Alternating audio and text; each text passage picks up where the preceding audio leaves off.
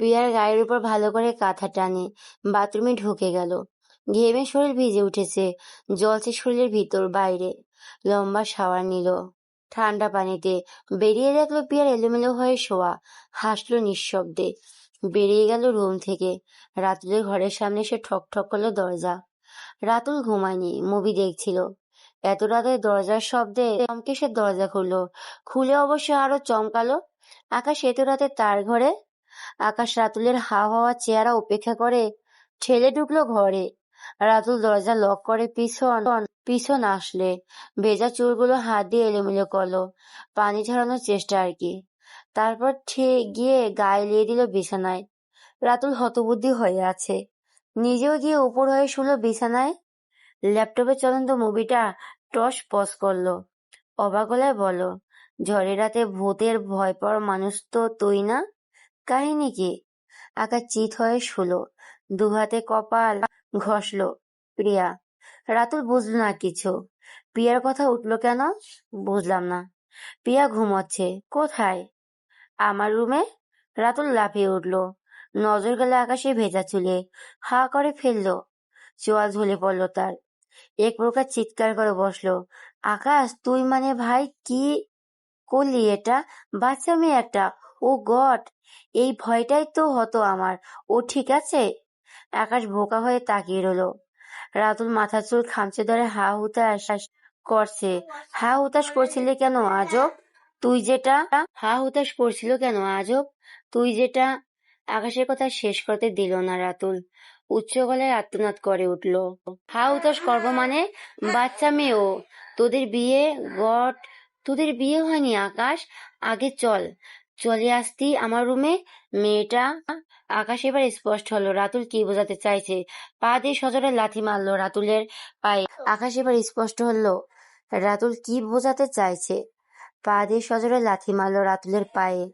রাতুল বাঁকা হয়ে গেল। ননসেন্সের মতো আজে বাজে বকিস না রাতুল। তো কি বলবো, এত রাতে প্রিয়া তোর রুমে, তুই শাওয়ার নিয়ে এসে ক্লান্ত হয়ে শুচ্ছিস। কি বুঝাবো আমি? গাধা। হ্যাঁ, আমি এখন গাধা। কি করেছিস ভাই মেয়েটার সাথে? আকাশের চোখ ভয়ঙ্কর গরম করে তাকালো। তোর আমাকে এরকম মনে হয়? মনে তো হতো না। টলে টলে তো তুমি টেম্পো না হেলিকপ্টার চালাও। আগে তো বুঝিনি। রাবিশ। ওই রাবিশ, আগে বল কি হয়েছে? আকাশ হতাশ চোখে দেখলো গাদা বন্ধুটাকে। তিলকে তাল বানানোর সর্বদা রেডি থাকে। মাথা বলতে উল্টাপাল্টা চিন্তায় রে শুধু। খুলে বলল সবটা। রাতুল হাঁপ ছাড়লো। নিজেও ঠাস করে শুয়ে পড়লো আকাশের পাশে। চালি ভাই, আমি তো টেনশনে পড়ে গেছিলাম। কতই বা বয়স আমার বল? এখনো কেউ চাচু চাচু করে ডাকবে? 10 বছর যেতে না যেতেই পার্টনার খুঁজিয়ে এনে চাচা শ্বশুর বানিয়ে দেবে। তারপরে 10 বছরে দাদা ডাকতে শুনতে হবে। ভাবতে পারিস, এখন আমার বিয়ের বয়স হয়নি। ওদিকে তোর নাতি নাতনির দাদা ডাক শুনে ফেললো, মান সম্মান কি থাকে বল? আকাশ পেটে ঘুষে দিল রাতুলের। রাতুল হো হো করে হেসে উঠল। ওইদিকে অয়ন ভাই বোধহয় আসল ম্যাচ খেলছে। ভাই দেখ গিয়ে। সবাই তোর মতো নেগেটিভ চিন্তা ভাবনা সবসময় মাথায় নিয়ে চলে না। তোমরা সব গোল দিয়ে ফেলছো, আমি সেটা বলনি আমি খারাপ? বাহ বাহ। Shut up Ratul. অয়ন ভাইকে কল করেছিলি? আমার ফোনে চার্জ দেওয়া হয়নি। করেছিলাম, আসছে। জ্বরে আটকে ছিল। আসছে, ঘন্টাখানেক লাগবে আরো। মাথা নেড়ে এক হাত কপালে রেখে চোখ বুঝলো আকাশ। কি রে, শাওয়ার নিয়ে ক্লান্ত লাগছে তোর? কি করেছিস? ক্লান্ত কেন? আকাশ রাতুলের বাঁকা কথার মানে বুঝলো। রাতুল হাসছে। দাঁতের দাঁত চেপে তাকালো আকাশ। ঘুমাতে দে, মাথা খারাপ করিস না। রাতুল হো হো করে হাসলো। সে খুব ভালো করে জানে বিয়ের আগে আকাশ এমন কিছু করবে না যাতে প্রিয়ার অসম্মান হয়। আর যদি হয়েও যায় কোনো ভুলে, সেটাও সে সম্মানের সাথেই সামলে নেবে। বন্ধুকে সে হাড়ে হাড়ে চেনে। এই ছেলের মতো শক্তভক্ত চরিত্রে আত্মসংযমী পুরুষ সে কম দেখেছে। কলেজ লাইফ থেকে শুরু করে কত শত মেয়ে পাগলামি করেছে। সৌমি নামে তাদের এক ক্লাসমেট রীতিমতো আদা জল খেয়ে পড়েছিল। বিগত কয়েক বছর যা যা করা প্রয়োজন একজন পুরুষকে কাছে আনতে সব করেছে। তবুও আকাশ চোখ তুলে দেখেনি। নারী চেনে সে। কে সত্যিকারের অর্থে সম্মান পাওয়ার যোগ্য জানে সে। প্রিয়াকেও সে সম্মানটা আকাশ তাই করে।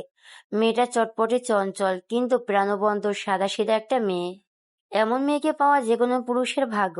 আকাশটা ভাগ্যবান, তেমন পেয়েও ভাগ্যবান। হালকা এসে চোখ বুঝলো সে। ঝড় জল থেকে থেমে গেছে অনেকক্ষণ। কটেজ থেকে আনুমানিক 20 মিনিট দূরে রয়েছে অয়ন আর শিয়া। গাড়ি চলছে আঁকাবাঁকা রাস্তার মধ্যে দিয়ে, ফুল স্পিডে চলছে। মাঝরাত, শুনশান রাস্তা।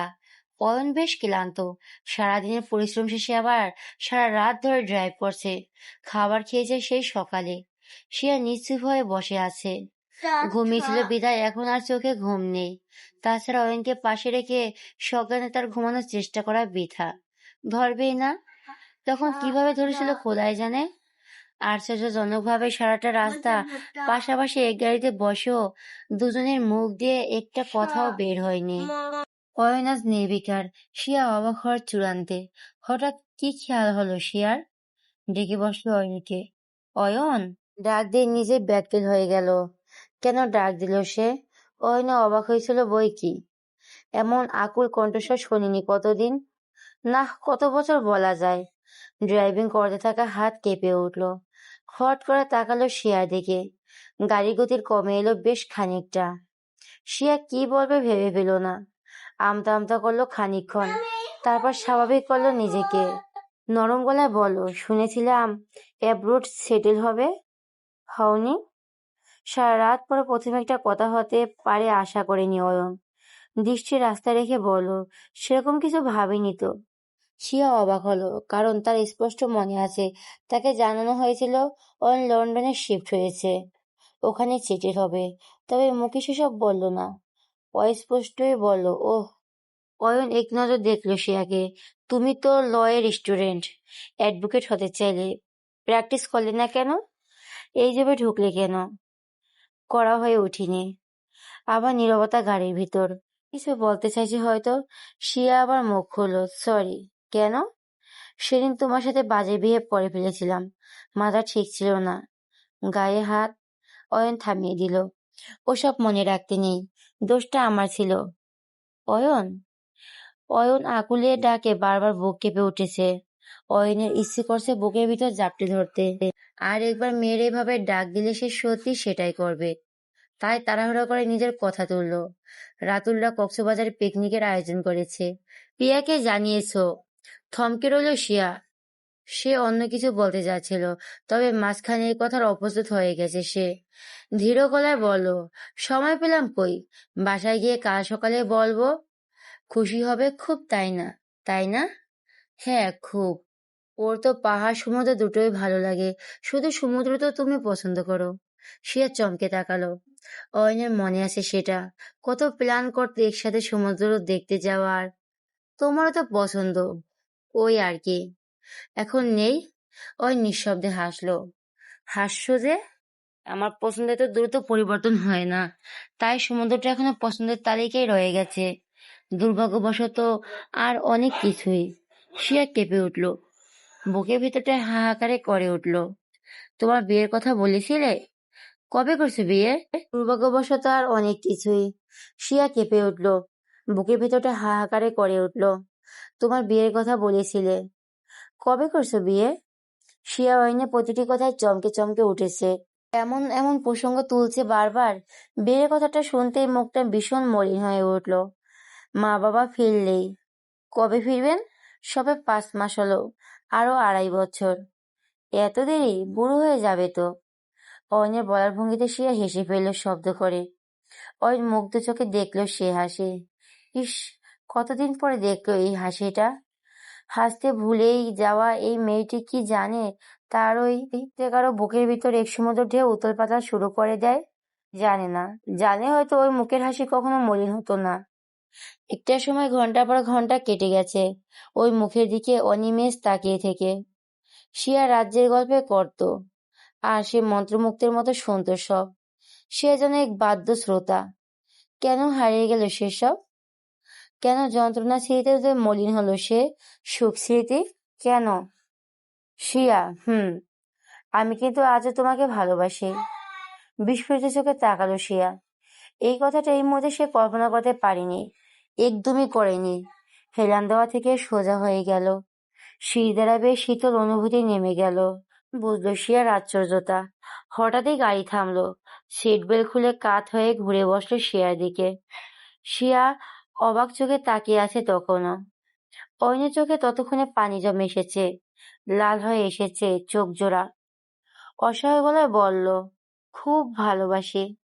কি সহজ স্বীকারোক্তি! শিয়ার ধৈর্যের বাঁধ ভেঙে যাচ্ছে, কান্না আটকে রাখার দায় হয়ে যাচ্ছে। কথা আটকে আছে যেন মুখে, কি বলবে বুঝতে পারছে না। অয়ন ইতস্ত করে হাত বাড়িয়ে পায়ের উপর রাখা শিয়ার হাত টেনে নিজের হাতের মুঠোয় নিল। অয়নের ঠান্ডা হাতের স্পর্শে মাথা ঝিমঝিম করে উঠল তার। নিচু করে মাথা তুলল অয়নের দিকে। দুজনের চোখই তখন বাদ মানতে চাচ্ছে না।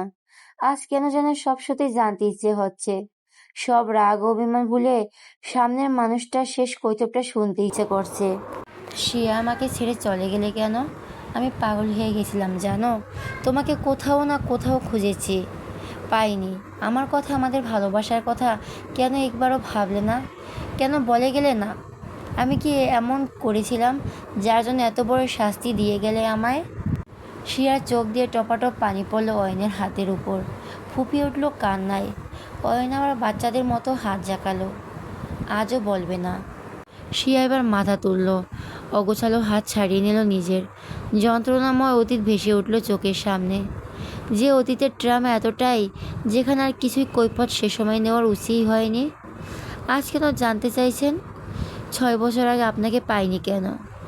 আমাকে পাননি? আমাকে? আমি তোমাকে পাইনি শিয়া। শিয়া বিদ্রুপের হাসে হাসলো। আজও আপনি মাথা নোয়াবেন না চৌধুরী সাহেব? তুমি কারণ বলো, আমি দোষ হলে মাথা নোয়াবো, অবশ্যই নোয়াবো। আজ অবধি কারণটা কেন বলছো না? কেন চলে গেছিলে সেদিন? আবার ফিরে আসা অবধি কেন ধৈর্য হলো না তোমার? ফিরে আসা? আসতেই ফিরেন, যেমন এখন এসেছেন 6 বছর পর। যা ক্ষতি হওয়ার সেটা তো সেদিনই হয়ে যেত। তারপর আপনার ফেরার কি আসে যায় আমার? একতরফা দোষ আজও দিয়ে যাচ্ছ।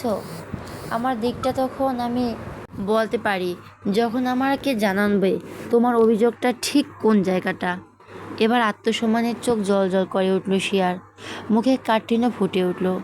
সেদিন আমার বোনের শরীর যখন পিশাচের নোংরা হাতের স্পর্শ পড়েছিল, কোথায় ছিলেন আপনি? কোথায় ছিল আপনার ভালোবাসা? অয়ন চুপ করে রইল খানিকক্ষণ। এটা ওর অভিযোগ? এটা কারণটা আমি বলি। সেদিন যা হয়েছিল আপনার সম্মতিতে হয়েছিল। আপনি সামনে আসবেন কি করে?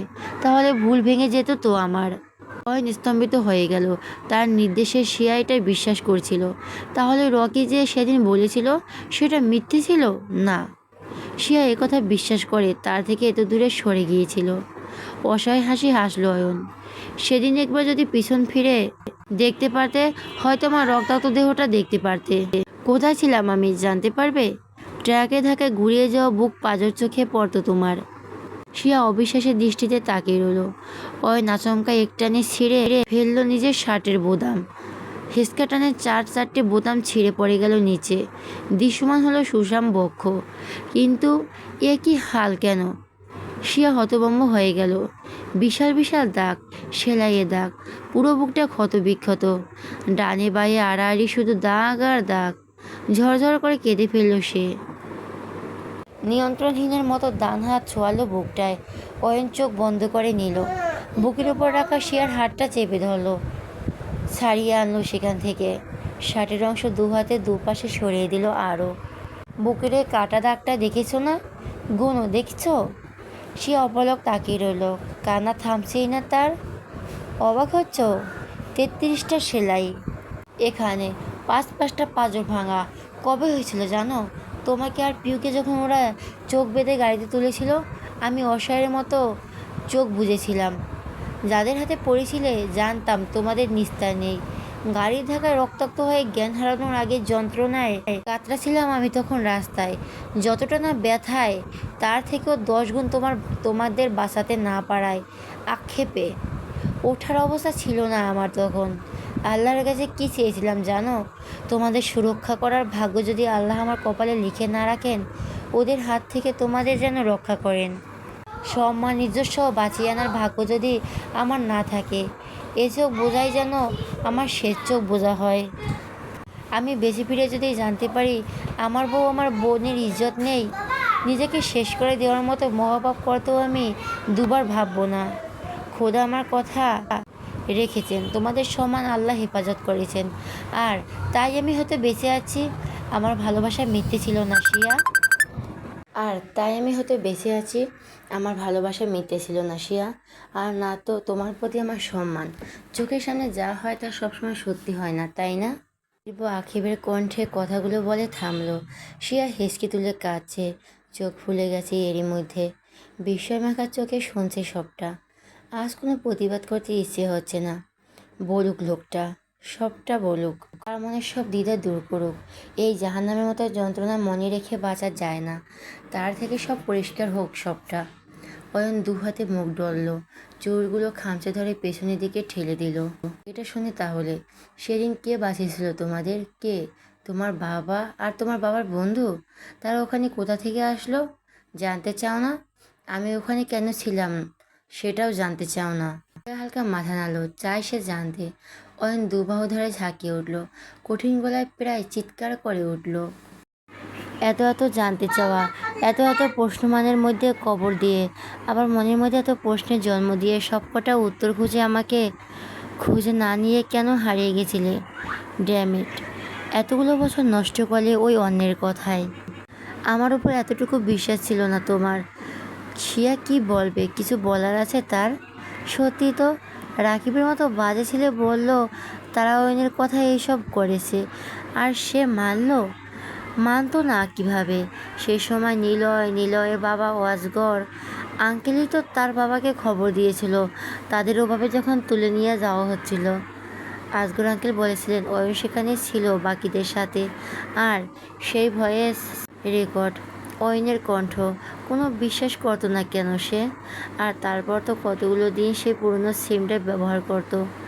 কই, একবারও তো অয়ন কল করেনি। টানা 2 মাস সব প্রমাণ অয়নের বিরুদ্ধে দেখার পরেও শেষ একবার জানতে চেয়েছিল অয়নের মুখে সবটা। অয়ন কেন যোগাযোগ করেনি তখন?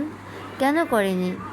সেদিন তোমার বাড়ি যাচ্ছিলাম আমি, তোমার বাবার কাছ থেকে সসম্মানে তোমাকে নিয়ে আসতে, তোমার আবার বিয়ের প্রস্তাব দিতে। ভেবেছিলাম আমাদের অ্যানিভার্সারির দিন এমন একটা সারপ্রাইজ পেয়ে তুমি খুশি হবে। মাঝ রাস্তায় হঠাৎ আমার কাছে একটা কল আসে। কার কল জানো? রকি। চেনো তো? আমি রাস্তায় গাড়ি সাইড করে ওর বাজে বকা শুনতে থাকি। তুমি যেগুলো বিশ্বাস করেছো আমাকে সেগুলো আগে থেকে জানিয়ে দিয়েছিল, অথচ আমি জোর গলায় বলেছিলাম সেদিন আমার সে আমাকে কখনো ভুল বুঝবে না। হঠাৎ বেশ খানিকটা দূরে চিৎকার চেঁচামেচির আওয়াজ পাই, চমকে যায় সেদিকে তাকিয়ে। তোমাকে আর পিউকে টেনে হিঁচড়ে নিয়ে যাচ্ছে ওরা। গাড়িতে উঠে গাড়ি স্টার্ট দেওয়ার আগে একটা ট্রাক এসে ধাক্কা দেয় আমার গাড়িটা। আমি নিশ্চিন্ত ছিলাম সেদিনই আমার মৃত্যু। কয়েক মিনিটের জ্ঞান ছিল বোধ হয়, ওঠার সামর্থ্যও ছিল না। খোদার রহমতে জাস্ট তোমার বাবাকে একটা কল দিয়ে পেরেছিলাম, তবে সে তোমার বাবা ছিল না, তোমার সেই আজগর আঙ্কেল ছিল। তোমার বাবা তখন ছিলেন না সেখানে। আমি তোমাদের লোকেশন জানিয়ে জ্ঞান হারাই। লন্ডনে আমি যাই, তবে সজ্ঞানে না, ট্রিটমেন্টের জন্য। 1.5 মাস কোমায় ছিলাম আমি। যখন জ্ঞান ফিরে পাগলের মতো খুঁজে করি তোমাদের। আকাশ জানায় তুমি ঠিক আছো, চলে গেছো। তারপর থেকে পাগলের মতো খুঁজে গিয়েছি। আবার আমার কথা বিশ্বাস হয় না। প্রমাণ দেই। অয়ন ঝটপট নিজের ফোন বের করে রাকিবের সাথে তার কল রেকর্ড, তার বাবার নাম্বারে আজগর আঙ্কেল আর এর কথা, এমনকি রাকিব পুলিশের কাছে স্বীকারোক্তি দেখালো। একের পর এক সব প্রমাণ, চমকানোর উপর চমকাচ্ছে সে। অথচ আজগর আঙ্কেল তাদের জানিয়েছিল অয়নি। সে 2 হাতে নিজের মাথার চুল খামচে ধরল, অসহ্য যন্ত্রণা হচ্ছে। কি করেছে সে পাগলের মতো? যার চোখে দেখা সবটা সত্যি না হয়, সেদিনই আকাশের বলা কথাগুলো মাথায় ঘুরতে লাগলো তার। অপরাধবোধে মরে যেতে ইচ্ছে হচ্ছে আজকে তার। চোখের সামনে সব অন্ধকার লাগলো তার। কিছু সময় বুঝে ওঠার আগেই জ্ঞান হারালো সে। অয়ন চমকে 2 হাতে জড়িয়ে নিল শিয়াকে। জান, এই জান শিয়া। বোতল থেকে পানি নিয়ে ছোটালো চোখে মুখে। বেশ কিছুক্ষণ পর জ্ঞান ফিরল তার। চোখ মেলা মাত্র হু হু করে কেঁদে উঠল সে। অয়নের থেকে ছাড়িয়ে নিল নিজেকে। আমাকে ধরবে না, আমার যোগ্যতা নেই তোমার ভালোবাসা পাওয়ার। আমি কিভাবে পালাম আমাদের ভালোবাসাকে অবিশ্বাস করতে? সে কে বলেছে যোগ্যতা নেই? না থাকলে অয়ন মেহনাজ চৌধুরী এখনও তার শিয়াকে ভালোবাসে? পাগলের মতো 6 বছর ধরে খুঁজে বের করে। আমার জানটা পবিত্র, ফুলের থেকে পবিত্র, আমার ভালোবাসাটাও পবিত্র। না হলে খুঁজে পেতাম আমার জানকে। আমার দোষ আমার। অয়নের মুখে অসহায়ত্ব ফুটে উঠল। দু হাতে জাপটে বুকের মধ্যে আগলে নিল তাকে, মাথা চাপিয়ে ধরে রাখলো বুকের ওপর। শিয়া সরে যেতে ছটফট করলো কিছুক্ষণ। শিয়াকে ছাড়ল না। অয়ন চুলে বিলি কেটে চুমু খেল শীতের ওপর। কান্নায় ভিজে যাচ্ছে অয়নের উন্মুক্ত বুকটা। শিয়া বিটা ছাড়া পাওয়ার চেষ্টা করে ছাড়িয়ে ধরল অয়নকে। 6 বছরের মান অভিমান ভুল বোঝাবুঝি ধুয়ে মুছে যেতে দিচ্ছে দুজন। অয়নের চোখ থেকে নোনা জল গড়িয়ে পড়ল শিয়ার শীতেতে। শিয়া মুখ তুলল। অয়ন কাঁদছে। দু হাতে আজলায় ধরল অয়নের মুখটা। কান্না থামিয়ে বলার চেষ্টা করলো, আই অ্যাম সরি জান, সরি। কান্না তোরে কথাগুলো আটকে আটকে আসছে। শিয়া এক নজর তাকালো অয়নের ক্ষতবিক্ষত বুকটায়, হাত বুলালো। উন্মাদের মতো চুমু খেলো সেখানটায়। অয়ন তার জানের পাগলামি দেখে হাসলো। দু হাতে মুখটা তুললো, কপালে দীর্ঘ চুমু খেলো। কান্না থামাও জান, হয়েছে এবার। আমি নিজেকে কখনো ক্ষমা করতে। উফ চুপ। কিসের ক্ষমা? কার কাছে ক্ষমা? তুমি আলাদা। কেন ক্ষমা চাইছো? আমি চেয়েছি তোমার ক্ষমা। তুমি আমার, পুরোটা আমার। তোমার ভালো মন্দ ভুল চুক সবটাই আমার। আমি তোমাকে কখনো ভুল বুঝিনি। বুঝলে খুঁজে বের করতাম, পাগলের মতো ছুটতাম পিছু পিছু। প্রিয়া আবার জাপটে ধরলো অয়নের গলায়, মুখ লুকালো। অয়ন যতই বলুক সে নিজেকে এত সহজে ক্ষমা করতে পারবে না, কিছুতেই না। অয়ন হঠাৎ ঝট করে সামনের দিকে টেনে সোজা করলো শিয়াকে। ডান হাত গলিয়ে দিল শিয়ার ঘাড়ে, বাঁ হাত চেপে ধরলো কোমর, শক্ত করে ঘাড়টা ধরে অজান্তে অয়নের সাথে সায় দিল শিয়া। রাতুল ঘুমিয়ে পড়েছে অনেকক্ষণ। এই অবস্থাতে আকাশের ঘুম ধরা সম্ভব? ইচ্ছে তো ছুটে গিয়ে তার বিছানা দখল করে থাকা ওই বোকা বেয়াদব অবুঝ মেয়েটাকে আচ্ছা একটা শিক্ষা দিতে, দুনিয়ার ভুলানো আদর দিতে। কিন্তু সেটা পারলে তো হাত পা বাঁধা তার। খোদা জানে এমন নিজেকে আর কতদিন হাতকড়া নিয়ে বন্দি করে রাখতে হয়। মেন দরজা খোলার শব্দ পাওয়া গেল। নিশ্চয় অয়ন ভাই এসেছে। রিয়ান রাকিবদের গাড়ির ওপরে ঝড়ের ডাল ভেঙে পড়ায় স্থানীয় এক হোটেলে উঠেছে ওরা, সুতরাং আসার সম্ভাবনা ওদের নয়। আকাশ উঠে বসলো। রাতুলের ঘুম বড্ড পাতলা, একটু শব্দ বা নড়াচড়াতেই তার ঘুম ভেঙে যাওয়ার স্বভাব তার। কেউ এসেছে না? আকাশ মাথা নাড়ল। ভাইয়া আর শিয়া বোধ হয়। থাক দেখে আসি। ভয় পাবি না তো আবার একা একা? আমাকে বাচ্চা মনে হয় তোর? রাতুল বাঁকা হাসলো। আজকে যেন বাচ্চাই ধরেনি। ভয় যে পেয়েছিস আজকে স্বীকার করে দোষ কি? মেয়েরা জিন্দেগি দোস্ত। হোক সে এক নারীকে দেখে, তবু তো ভয় ভয়, তাই না? আকাশ এওনাথ চৌধুরী এক নারীর জন্য ভয়ে নাহিয়ান মির্জা রাতুলের ঘরে আশ্রয় নিয়েছেন। বড় হেডলাইনে হবে কিন্তু। করতে বলবো নাকি? আকাশ দাঁতে দাঁত চেপে তাকালো। শাট আপ, যা তুই যা, দেখায় কে আসলো। রাতুল গা জ্বালালো, হাসি দিয়ে উঠে দরজা খুলে বেরিয়ে গেল। আকাশ দু হাতে মুখ ডলল, ঘাড়ে হাত দিয়ে ডলতে ডলতে তাকালো সিলিং ফ্যানের দিকে। ভয় পেয়েছে আজকে সে, সত্যিই পেয়েছে। আজ নয় শুধু, এই মেয়ের প্রেমে পড়ার পর থেকে প্রতি মুহূর্তে ভয়ে থাকে সে। নিজেকে তো হারিয়ে বসে আছেই, অত্যন্ত যতটুকু বাদ আছে সেইটুকু যেন অত্যন্ত হালাল সম্পর্ক অবধি বাঁচিয়ে রাখতে পারে, তার আগে কোনো সর্বনাশ ঘটিয়ে না ফেলে। হঠাৎ হুড়মুড়িয়ে রাতুল ঢুকলো ভিতরে। বিছানার সামনে এসে কোমরে হাত দিয়ে হাঁপাচ্ছে, হাত দিয়ে ইশারা করছে বাইরে। হাঁপানির জন্য কোথায় বলতে পারছে না বেচারা। আকাশ কপাল কুঁচকে তাকিয়ে রইল। দুই ভুরু তুলে জিজ্ঞেস করলো। রাতুল একইভাবে বারবার বাইরে দেখাচ্ছে। আকাশ দ্রুত পায়ে উঠে করিডোরে আসতে হতভম্ব হয়ে গেল। তাকালো রাতুলের দিকে। রাতুল অসহায় চোখে মুখে মাথা উপর নিচ করল। ড্রয়িং রুমে আধো আধো আলো, স্পষ্ট দুজন মানবী চুম্বনরত অবস্থায়। বুঝতে অসুবিধা হলো না, তারা আর কেউ নয়, স্বয়ং অয়ন মেহনাজ চৌধুরী এবং ঈর্ষিয়া রহমান। রাতুল উকি দিল। আকাশ বাহু ধরে ঝাঁকি দিল। বিশ্বমাখা গলায় বোকার মতো বলে উঠল, অয়ন ভাই এটা কী করলো ভাই? দেখতে পাচ্ছিস না? পাচ্ছি তো, সেটাই তো সমস্যা। আমার চোখে তো ছানি পড়েনি, ড্রিঙ্কও করিনি, তাহলে ভুলভাল দেখছি কেন? ভুলভাল নয়, যা দেখছিস ঠিকই দেখছিস। তার মানে তুইও দেখছিস একই জিনিস? দুজন একসাথে পাগল হলাম কি করে বলতো? পিয়া তোর মাথা একেবারে খেয়েছে। আকাশ বিরক্ততে অসূচক শব্দ করলো। আবার সে কি হয়েছে? এই অয়ন ভাই কি জোর করে করছে ওটা? আকাশ ঘুরে দাঁড়ালো। রাতুল হ করে দেখছে এখানে। দেখে মনে হচ্ছে জোর করে করছে। না তো। আকাশ, অয়ন ভাই যে এত রোমান্টিক বুঝিনি তো। তুই বুঝবি কি করে? তোকে চুমু খাবে? চল ভিতরে চল, নির্লজ্জের মতো তাকিয়ে আসিস।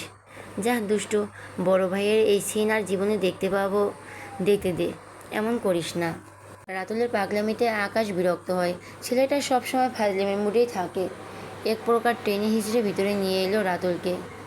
যেখানে দুজনই বুঝলি আকাশ, আমি নিশ্চিত ওদের মিটমাট হয়ে গেছে। আকাশ কিছু বলল না। বুঝতে সে পারছে মনের ভিতর আলাদা শান্তি কাজ করছে।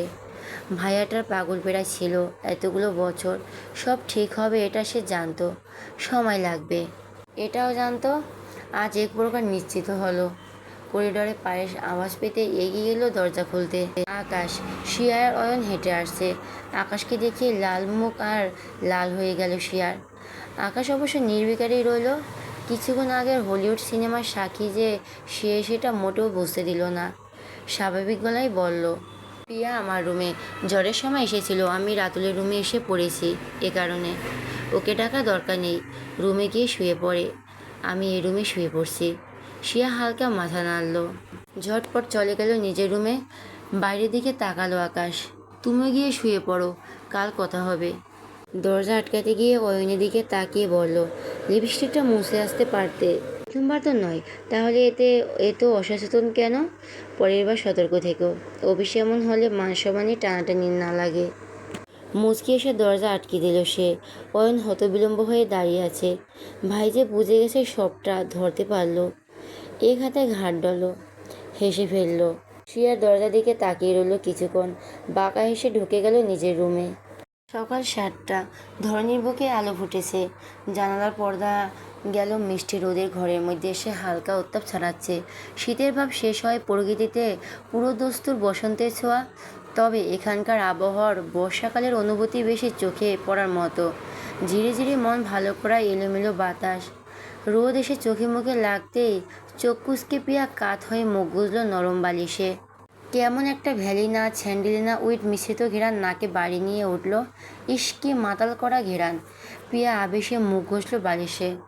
ভালো মতো গায়ের কম্বলটা টেনে নিল, মাথাসহ ঢেকে নিল। ঘেরানটা আরও ছুঁয়ে গেল যেন। মিটমিটি হেসে পাশের কোলবালিশটা জড়িয়ে ধরতে চাইল। এ কি, তার কোলবালিশটা কই? চোখ বুঝে বিরক্ত মুখে হাত নাড়ল সামনে। না, এখানেও পেল না। বিরক্ত চোখে পিটপিট করে তাকালো। কোথাও নেই। বিছানায় বালিশটা নিচে পড়ে গেছে বোধ হয়। আধবসা হয়ে বিছানার পাশে উঁকি দিতে চমকে গেল। তার বিছানার চাদর থেকে পিঙ্কি পিঙ্কি চেরি ব্লসমের ফুলগুলো উঠে কালো হয়ে গেল কিভাবে? ফট করে উঠে বসলো। মাথার খোলা চুলগুলো এলোমেলো হয়ে পাখির বাসার মতো দেখাচ্ছে। আশেপাশে তাকালো বড় বড় চোখ করে। এ কি, বিছানার কাভার থেকে শুরু করে বালিশের কাভার, চাদর সব কালো। এমনকি জানালার পর্দাগুলো কেমন একটা ডার্ক ভাইব পুরো রুম জুড়ে। ঘুমের ঘোরে কালার ব্রাইট হয়ে গেল নাকি সে? দু হাতে চোখ ডলল, আবার তাকালো। না, সত্যি সব কালো। পুরো ঘরের ভাবটাই কালো। পিঙ্কি থেকে সব কালো হওয়ার রহস্যজট খুলল কিছুক্ষণের মধ্যেই। ঘুমের ঘোর ছাড়তেই মনে পড়ে গেল গত রাতের কথা। খেয়াল হলো সে মূলত আকাশের রুমে। সর্বনাশ, সে তো গান শুনিয়েছিল। ঘুমালে তো সে সোফায় ছিল। বিছানায় আসলো কখন? হতবুদ্ধি হয়ে গেল এক মুহূর্তে। এদিক ওদিক তাকালো, আকাশকে কোথাও দেখতে পেল না। বিছানার অবস্থা দেখে বুঝলো একাই ঘুমিয়েছে রাতে। কপালে চিন্তার ভাঁজ পড়ল পিয়ার। মানুষটা কোথায় ঘুমিয়েছে রাতে? হঠাৎ পাশের বালিশটা আষ্টেপৃষ্টে জড়িয়ে ধরল পিয়া। মুখ ডুবিয়ে ঘ্রাণ টেনে নিল। এই তো সেই ঘ্রাণটা। আকাশ তার আশেপাশে আসলো ঠিক। এই ঘ্রাণটাই পায় সে। কী আছে এই ঘ্রাণে? তার গলা শুকিয়ে আসে, কেমন নেশা ধরতে চায়। শটান হয়ে শুয়ে পড়ল বালিশটা বুকে ধরে। মুখ তুলল না বালিশ থেকে। আকাশের শরীরে ঘেরান বেশ খানিকটা চোখ বুজে পড়ে রইল। হঠাৎ হুঁশ হতেই লাফিয়ে উঠে বসলো। লোকটা তাকে এমন রং ঢং করতে দেখলে কি ভাববে? গায়ের চাদর সরিয়ে বিছানা ছেড়ে নামলো। উদ্দেশ্য এই ঘেরানটার উৎস খোঁজা। গায়ের ওড়নাটা ভালো মতো গায়ে জড়িয়ে গুটিসুটি পায়ে এগিয়ে গেল ড্রেসিং টেবিলের দিকে। হরেক রকমের জিনিস সাজানো। মুখ বাঁকালো প্রিয়া। এই তাহলে রহস্য পুরুষের মানুষ, হয়েও এত চকচকে স্কিনের। এ তো দেখি মেয়ে মানুষের থেকে বেশি রূপচর্চা করে। বিড়বিড়িয়ে এটা ওটা তুলে হাতে নিয়ে উল্টো পুল্টে দেখছে। বেশিরভাগই বিদেশি নামধাম, সবগুলো খুলে খুলে ঘিরান শুকলো। উফ, তার মাতাল করা সেই ঘিরানের উৎস পাচ্ছে না। মুখ তুলে পুরো ড্রেসিং টেবিলে নজর বোলালো একবার। একটা পার্কলট করা টানলো, কিছুক্ষণ ভুলল না, আবার টানবে। হঠাৎ এরই দরজা ঠকঠক করে চমকে দুপা পিছিয়ে দাঁড়ালো। দরজা ঠেলে ভিতরে ঢুকলো আকাশ। পিয়া কাচুমুচু করে দাঁড়িয়ে আছে। তাকে ওভাবে দাঁড়িয়ে থাকতে দেখে ভোর কুঁচকালো আকাশ। গায়ে ঝুলানো সাপের তোয়ালেটা দেখে দিয়ে ঘাম মুছল মুখের। এগিয়ে গিয়ে খুলে পর্দা সরিয়ে জানালাগুলো খুলে দিল।